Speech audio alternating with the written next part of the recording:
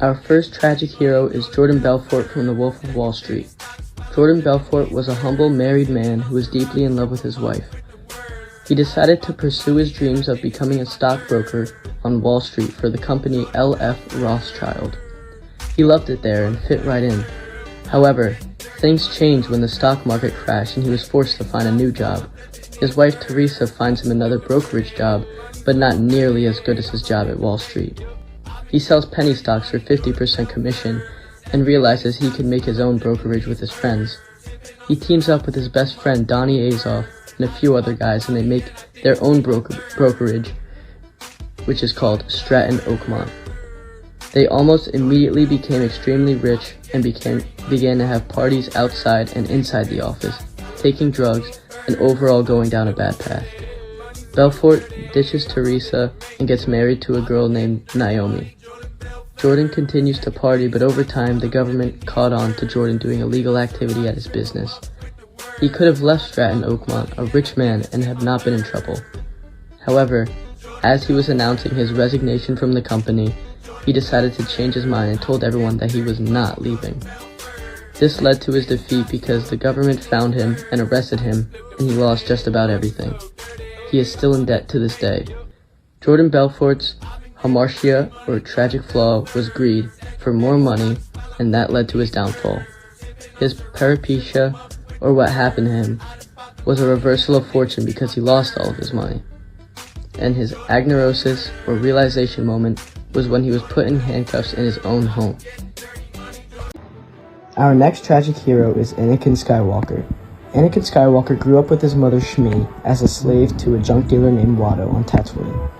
One day, a Jedi Qui-Gon Jinn, a Gungan named Jar Jar Binks, and the Queen of Naboo Padme Amidala showed up to Watto's shop to buy parts to repair their ship. They were unable to afford parts, and Anakin befriended the visitors. He entered a dangerous pod race to help them pay for their repairs and ended up winning. He gave his winnings to Qui-Gon, but the Jedi soon realized Anakin was strong with the Force. He would make a bet with Watto for Anakin's freedom and ended up winning.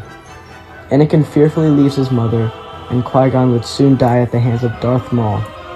Anakin becomes known as the Chosen One and becomes an apprentice to Qui-Gon's former apprentice, Obi-Wan Kenobi. The two became best friends and fought side by side in the Clone Wars. Anakin was clearly a strong Jedi. However, Master Yoda and the Jedi Council refused to give Anakin the title of Master because of his attachment to his mother, his fear, and his anger issues. While Anakin and Kenobi were on a mission to protect Anakin's love, Padme, he began to have terrible nightmares of Padme dying during pregnancy and felt the need to save her. During evil Emperor Palpatine's duel with Jedi Mace Windu, he persuades Anakin that there is a way to save Padme by using the dark side of the Force, and Anakin helps Padme kill Mace Windu. Later, Anakin and Obi-Wan end up having an epic duel on Mustafar. Anakin, fueled with anger and hate, tries to kill his former master and fails. Obi-Wan defeats Anakin and leaves him to burn. Palpatine then saves Anakin and names him Darth Vader. Anakin's hamartia was blind love because he was so in love with Padme that he turned to the dark side to save her. His peripecia was his loss of his wife and his relationship with the good side of the Force. And his agnosis happened when Palpatine put him in his Darth Vader suit. Our next tragic hero is Tony Soprano, who is envisioned as the main character and protagonist in the show The Sopranos. Is a tragic hero for many different reasons. Tony Soprano, who is a mob boss, also has a family that is falling apart. However, Tony is so involved in the mob boss idea and so caught up in it that he doesn't really worry much about his family. And what really catches his eye is that he's too worried about the mob and the business that he has to deal with. He's not focusing as much on his son, who is attempting to commit suicide, and his wife, who he's always fighting with. He's never really home, and he's just choosing all of the money that he's getting and the business that he's dealing with over his family, making him this tragic hero that he is kind of portrayed as.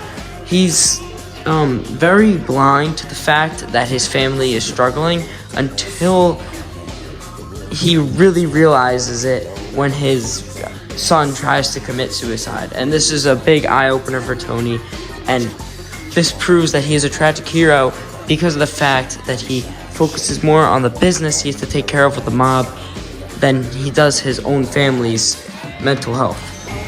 But this photo of us, it don't Antonio Brown, an NFL player living the life being known as one of the best wide receivers in the history of the NFL and in the Pittsburgh Steelers history.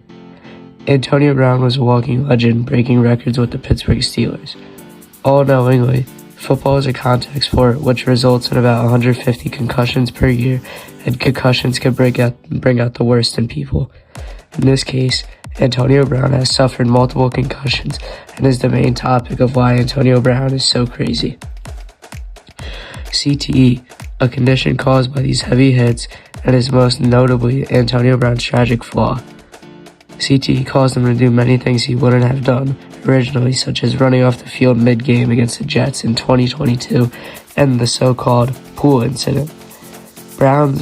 Antonio Brown's CTE has caused many issues and has given him a bad rep, and instead of being known for his NFL legacy, he is now known as the worst case of CTE. But this photo of us, it don't Amy Winehouse was a musical phenomenon that emerged as a tragic hero, leaving a great mark on the music industry. She was blessed with an extraordinary voice, and her rise to fame was nothing short of amazing. However, Amy's journey was intertwined with inner demons. The struggles of addiction and relentless pressures of celebrity life, Amy inevitably turned to drugs and alcohol to try and combat and fix these pressures from hurting her. This turned to addiction, which turned to Amy's downfall as she died from a drug overdose on July 23, 2011. As we reflect on Amy's life, we recognize her as a tragic hero whose brilliance illuminated the stage, but whose journey was marred and unfortunately prematurely ended